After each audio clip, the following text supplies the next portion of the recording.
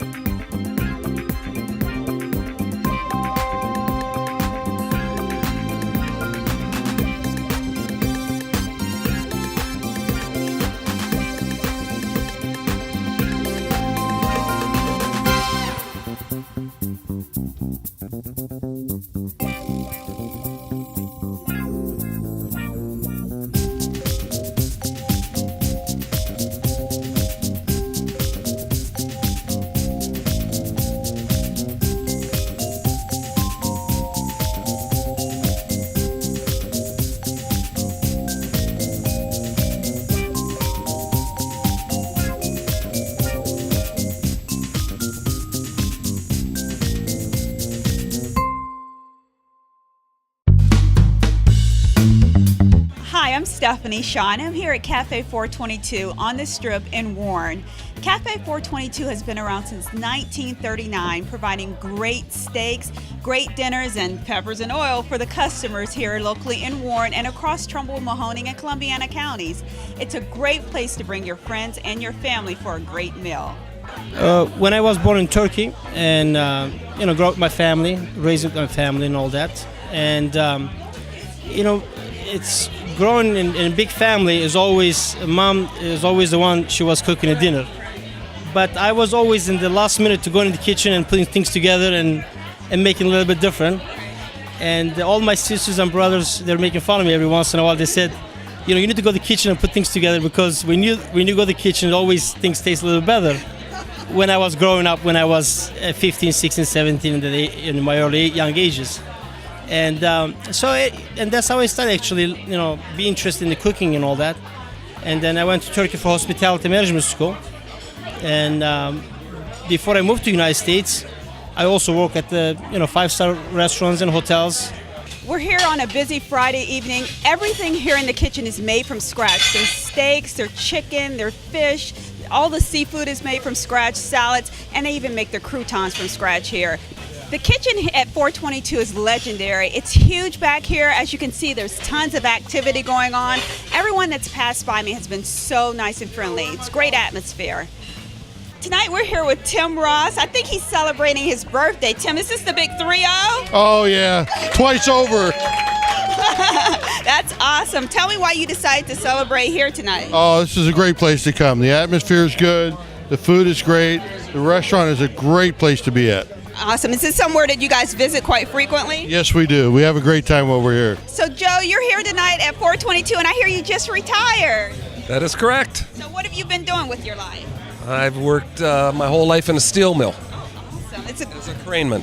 It's a great feeling, I'm sure. Yes, it is. So you decided to celebrate here at 422. Why did you decide 422? It's our favorite place to come with all our friends, my wife, and people who get me in trouble. They like you. They know you do a great job. Tell me what you like to eat when you come out. I like all the food here. Tonight I'm having Cajun tilapia and a salad. That's like the 3rd or 4th time I've heard Cajun tilapia. I'm going to have to try that. It's excellent. It's excellent. So why did you guys choose to come to 422 with all the local restaurants? Been coming here forever. This has been one of the most consistent, excellent places to eat ever. So in fact, we're having the rehearsal dinner here. Well, I've been coming here for, since I've been in high school, so over 50 years. The food is delicious. We come here at least once or twice a week. Do you guys come to this restaurant frequently? Yeah, we do. Yes, we've been coming here for years. What's your favorite thing to order when you're here? Eggplant Parmesan. That's awesome. They have a really great sauce here. And yours? I kind of like the fish meals that they have. Very tasty. Tell me why you think people are here. The food, it's outstanding. That's how I kind of got roped into working tonight. I came in to eat, and I ended up having to work because I don't want to go anywhere else to eat. So you work here during the day, but you still want to come back, eat the food at night, and Absolutely. excellent. So are you an employee here also? No, not at all. That's actually how busy it is. We just came to eat, and then she actually bullied me into working with her. I had steak. I never ate steak when I was your age. Like, how old are you? 5. You're 5 and eating a steak. I tell you what. So, what did you have tonight? Steak. Oh my gosh! You are some lucky little kids. So, like, no one had. Who had spaghetti? You had spaghetti. Are you the only one? You're the only one that probably. I know. What did you have, Mr. Rowland? I ate biscotti. Yeah. You got another. I like when kids say it like that. So tonight I ordered the orange roughy stuffed with crab meat. 2 of my very, very favorite things. Oh, and it is awesome. The meat is so moist and tender, just like I like it. And the crab meat is rich. Oh, it's just so good.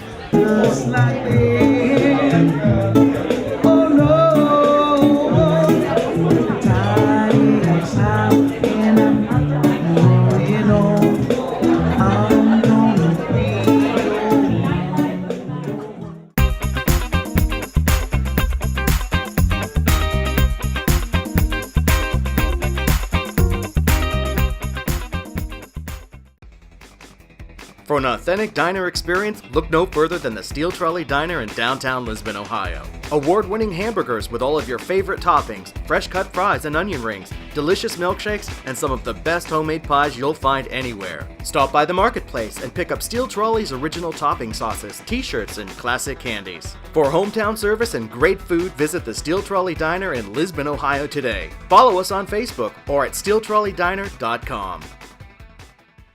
It's time for the Trumbull County Fair. Enjoy rides, food, visiting with animals, live entertainment, and a grandstand show every night. There's auto racing on Wednesday with Northeast Fast Track Lake Crate models and E-Mod modifiers. On Thursday, the BRP modifiers and pure stock car racing hits the track. Friday, it's the truck pull. And Saturday, enjoy the truck and tractor pull. Sunday is the demolition derby. And Monday caps it all off with Nashville recording artist Michelle Murray and the big fireworks show. There's something for everyone at the Trumbull County Fair.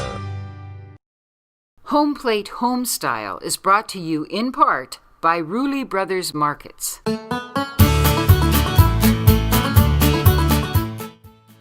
Hi, I'm Helga. And I'm Mitch. Welcome to Homeplate Homestyle. And we're cooking ribs today, I see. Yep. These are our ribs that we dry rub a day before. Okay. This is a St. Louis style rib. Wow. Basically, the slab is cut in half. So if you're going to order a St. Louis style, you need to order it when the butcher's at Rooley Brothers. Okay. I know. I learned this the hard way. Wonderful ribs, don't they? Beautiful meat, yes. It is really nice meat. So dry rub this. This is this has got some cayenne, a little bit of chipotle as well. There's aniseed. I put some garlic powder and some sea salt. We rub that on the day before. Okay. The longer you keep it on, the more it's going to tenderize a little bit and absorb. That's especially the salt will start to dehydrate. And the grilling season is coming now, so. Yeah, and the beauty about this rib is you put it in your oven while you're cleaning your house. Oh. You know, getting ready for the party, say tomorrow. Yeah. You're doing your potato salad, you got your salads, you're cleaning up. Put them in the oven for 3 hours, 250. And then drop it down to 225. Okay. And you've got about 2 more hours, sometimes 3. If you want to shorten it, you can pull them out and put them into a thermos. Okay. And that will insulate them and let them cook on their own. Okay. But then you put them in the fridge the next day. We'll show you later. You're just going to slather it with whatever barbecue sauce you like and onto the grill. But if somebody has the grill outside, with the lid, we could do that too. Oh, yeah. Just put it out there. Yeah, at that same, and all these barbecues now have a temperature gauge. Okay. So you could put it at this temperature in your barbecue. Yeah. That wouldn't be a problem.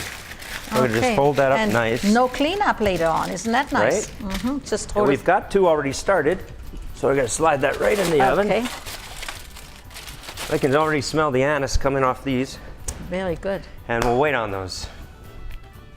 Okay, Mitch, what are we going to garnish the ribs with today? Well, here's the secret tip. I never have to use all of these. We're going to garnish with this on top, but to put on the side of the tray, if you want to make a little flour ahead of time, have a little bowl of ice water on the side. Okay. And this, of course, is a bulky knife, but you just want to slice it down like you had petals. Okay. Right along the side here, like this. Oh, look at that! They're when coming you put apart. this in ice water, it'll bloom out. So you just want to get them nice and thin. Oh, now we're And you getting pop that fancy. into the Oh, water. how pretty. If you want to go a step further, you can get a little Parisian scoop and put a little ball of carrot in the middle and Oh, okay. put them on sticks and create it. But we're just going to put this on Like the a side palm of tree. Yeah. Well, it's it's like I did some garmage work in the hotel. I haven't done it for years, but some of these flowers are easier to make. But look, you didn't you forget. could spread it. You could, Yeah. you stick the toothpick back. Okay. And Very we're going to nice. throw those to the side. There's one that was in there earlier. You see, they come out pretty yeah. nicely. Looks like it needs a haircut. I just got mine. And the rest of this we would chop up and use for the rest of the Okay. garnish. Better than that. They see that he's a chef, the way you cut that. And this will add a little heat, more Okay. heat to this barbecue sauce, which has brown sugar, Worcestershire. It smells good. Has some garlic powder. The recipe, of course, will be in the Metro Monthly. Very good. But you need a little more heat there. Now these ribs, of course, have been in for 5 hours, and they're real slow cooked, 250 and then 225 for the last 2 Okay. hours. Now, is this good to turn off, or you want to have it boiling? I think so. We cooked it down, see it's nice Yeah. and thick. Now what we'll do is we'll use that for a glaze, Okay. and we'll glaze our ribs. Oh, wow, Mitch, that looks good. Yeah, about 5 hours it creates a really tender rib. They do look like they're tender, yes. Well, we're going to separate okay. these. We're going to try 2 different sauces. Okay. This is a barbecue sauce with heat, as I mentioned. We're going to put half of it on this side, cut it in half, and we'll be able to sample the other side as an Asian. Basically, what something we'll do different. is mix some of the barbecue sauce with a teriyaki or a black bean marinade. You can use some soy in it, so forth. But this already has a lot of Asian style. It has Flavor in it, yes. Yeah, it has garlic, and so we'll do that and let's get Okay. started. Yes. Get right through And that. while you do that, I'm There. going to dish That is out a very little bit tender, of yeah. my coleslaw with the apples. Oh yeah, that's just A going to go little side perfect dish, with this. yes. It's going to be pretty.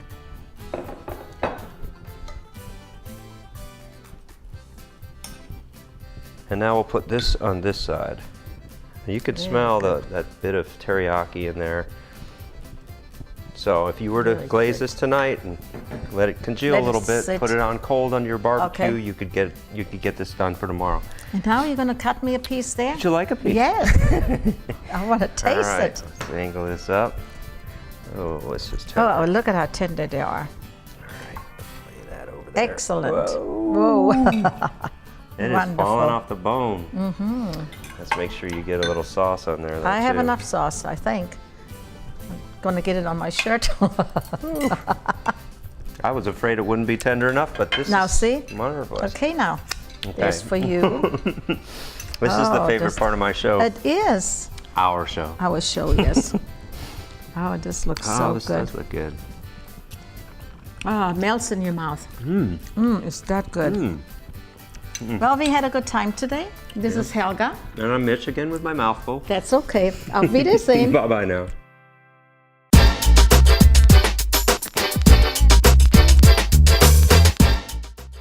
So Kevin, I just finished part of my painting project, but I'm not done yet. What should I do with my paintbrush?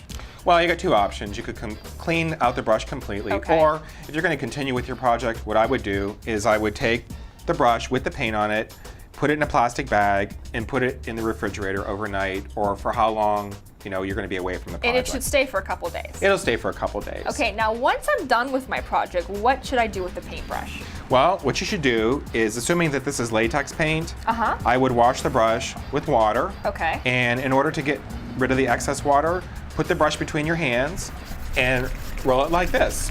Okay, and that should get all the excess water out of it. Get all the excess water out of it, and then simply hang up your brush. Save it for the next project. All right, well, join us next time when we will have another great tip.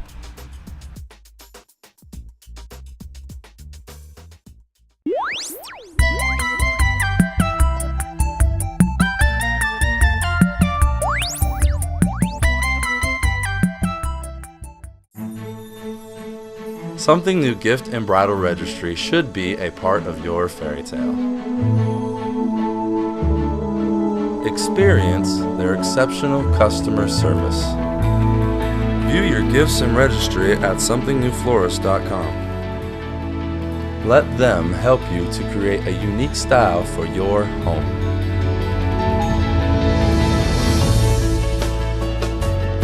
Something New beautifully wraps and delivers your gifts to your shower. They can make entertaining, stylish, and cool. And you can enjoy the beginning of your happily ever after. Something New, Gift and Bridal Registry.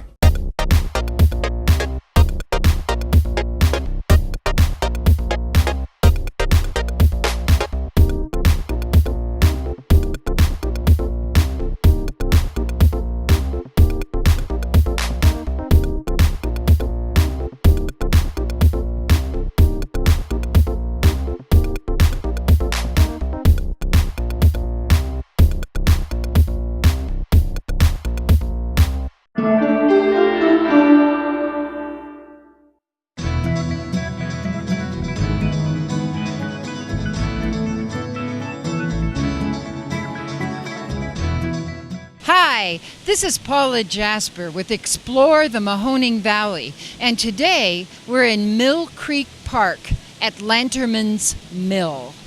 We'll be going in to talk to some of the people that work here, but this is an incredible location. It's some of the earliest industry in the Mahoning Valley. Why, when you come here, you're surrounded by glacial rock in the park. It's a beautiful, beautiful, festive environment filled with natural beauty. And then, when you come here to Lanterman's Mill, please go and look at the walls, and you realize this is not glacial activity. This is the work of humans that are making something absolutely beautiful out of old stone. Here we are inside Lanterman's Mill with Steve Setnick. Now, when was this built? Mr. Lanterman built this building 1845. He started it. He finished in 1846. Oh, wow. Now, I know that this all really starts with the river, doesn't it? And with the water coming in? Yes. Could you tell me a little bit about the process? Yes, it does. Well, the mill uses water for power, and it still does today, just as it did when Mr. Lanterman built it. And that water source is Mill Creek. So Mr. Lanterman built a dam outside, and that channels some of the water into a gate that feeds right into the building, because he built the water wheel inside the building as opposed to outside like many grist mills are. That's really the image I often have in my mind of a water wheel as being outside. Yeah, he built it inside to get away from the harsh Youngstown winters and the ultraviolet light, and that gave the water wheel a much longer life. Now, it's my understanding that the water wheel is actually way down below us here, but what can we see where we are in the mill now? Well, we could see right here a few of the wheels that are used to allow the water to flow to the water wheel. And then we could see the mill itself here with a chute coming from the ceiling that the miller would use to lower grain into the hopper, into the mill itself. There's a storage bin on the floor above us that contains the clean seeds. And he would just lower that chute down, and the grain would flow right into this hopper. And we could see today we're grinding corn in this mill, so we have corn in that hopper. From here in the hopper, it feeds down into a device called a shoe, and that shoe is rubbing against that spindle that is rotating there, that shaft called a damsel, and as it rubs up against that shoe, it vibrates the shoe, and that's what causes the grain to fall into the mill. Now Steve and I are downstairs in the mill and down by the wheel.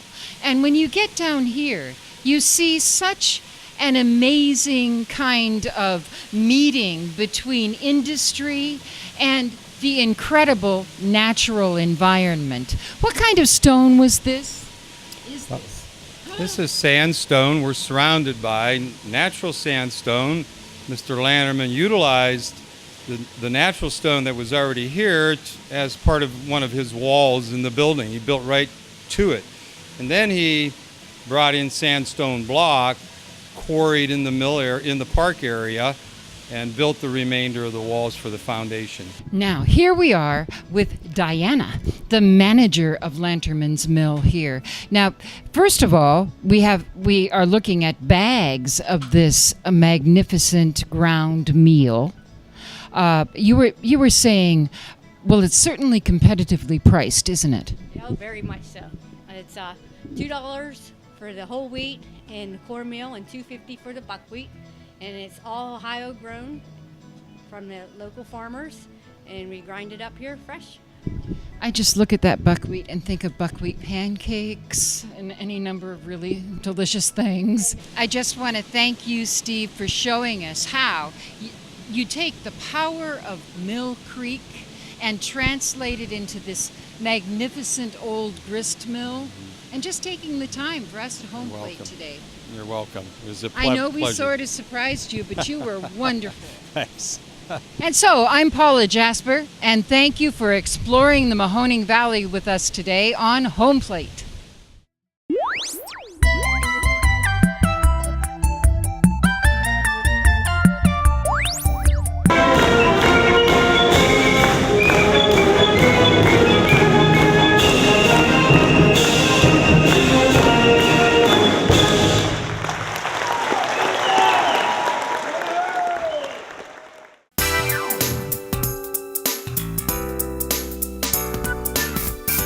Hi, I'm Sophia Brooks, and welcome to Expressions. We're here at the Packard Music Hall, and we're going to be interviewing people that'll be on the program tonight.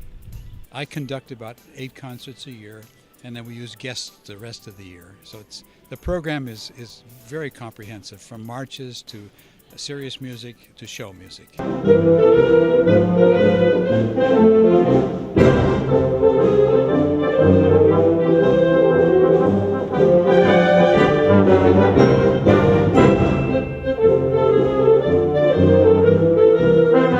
I've been the director of bands at YSU, and about 5 years ago, Mr. Groth asked if I would be willing to come and serve as the guest conductor of the Packard Band. And believe it or not, I now have a number of my former students who are in this band, and I was at the point in my life where I felt that I needed to give back to them and to the communities in which I live. So I'm very proud to have a chance to be part of the magic of the Packard Band. I love coming to Packard Music Hall because the music is wonderful. Anybody that doesn't come for this free, wonderful music is really missing something. We really like coming to this. We come all the time, every time we get a chance, rain or shine. And the music is great, and it's wonderful to have such a lovely thing for Warren, Ohio. I've just finished my 4th year at Youngstown State University as a musical theater specialist, and part of my job responsibilities are I teach musical theater voice to some of the students there. So that's how I know Josh. He's in the program that I teach, and he's my private voice student. So What do you think about him? See if you think what I think about what do I think about Josh? I think he's wonderful. Very talented, very natural talent. So I invited him to sing with me, so I must feel okay about that. Since I've known you since you were born, okay, and your grandmother and I were very close friends, so I know your background, musical background. You want to tell us a little bit about yourself? Well, I come from a performing arts family, as you can tell from Sophia Brooks. She's my auntie, not blood, but she might as well be. My mother was an opera singer, my dad was a musician, and growing up I was exposed to lots and lots of music and theater, so that became my life. I grew up dancing in my mother's dance company, then I began singing in high school. I went away to school at AMDA, which is the American Musical Dramatic Academy, for a year, and then I came back here, and I'm a musical theater major at YSU. Well, tell us who your mother is. My mother is Karen Clark Green. Yes. When we were coming up here, I was telling the first time I saw her dance, she danced here at Packard with Howard Keel in Showboat, and it was just fantastic. So we know your aunt is an opera singer. Yes, ma'am. Now, what are you going to be doing tonight? Tonight I will be singing a duet with my voice teacher, Professor Nancy Anderson Wolfgang. It is from the movie Moulin Rouge, the song Come With Me.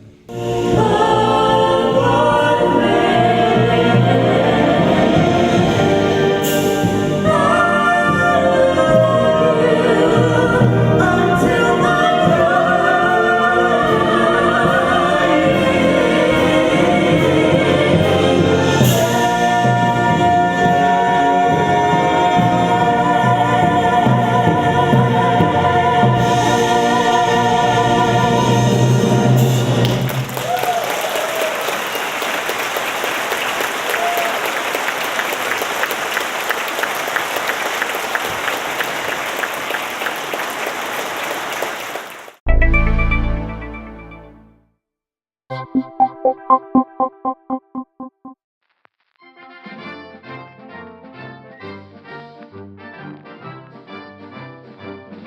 a partnership with the Mahoning Valley Historical Society and its Business and Media Archives, Homeplate will take you on a trip back in time. Each week we will feature a different segment from our area's history. Now, let's go inside the archives.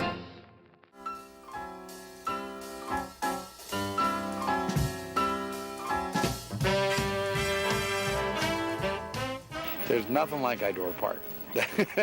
Well, every summer I practically lived there. It was very romantic. I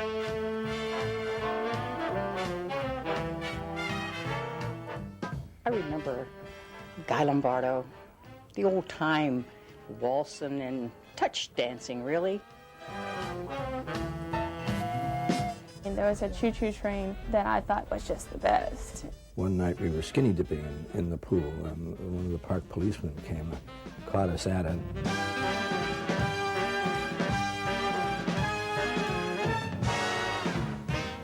When I came off, I was shaking. But it was fun, and they were fierce, and they were frightening. But I remember the clicking as the cars would go up and click, click, click. And I was trying to stay in the seat and hold on for dear life.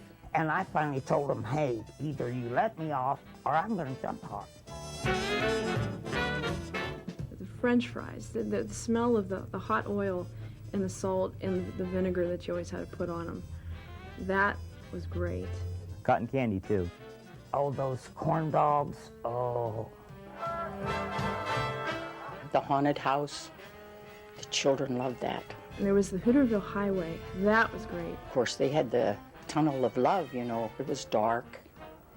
And you went through with your friend and came down the waterfall. That was really a nice experience. I used to be scared to death to go inside, and there would be all kinds of weird noises and creatures. If you could make it through the tunnel first, you know, you're okay.